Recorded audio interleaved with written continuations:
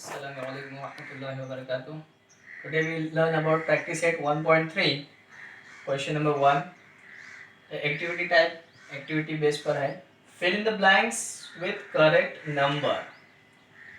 अब देखो mod of इसको mod बोलते हैं 3 2 4 5. mod में क्या नंबर है 3 2 4 5 is equal to 3 into dash. ये बॉक्स दिया है यहाँ पे हमको भरना है minus dash into 4.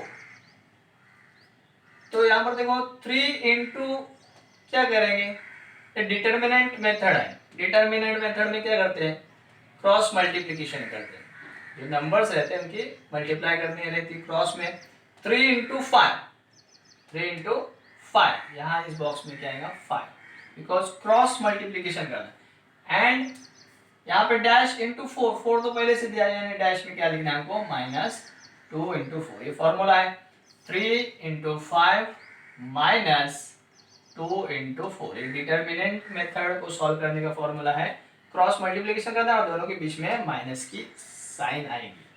3 into 5 minus 2 into 4.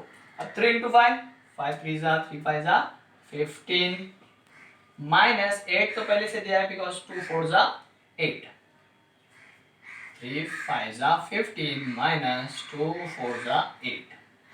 अब 15 है माइनस 8 तो 15 माइनस 8 7. बहुत ही इजी क्वेश्चन है. इस तरह के क्वेश्चन 2 मार्क्स के लिए आते हैं.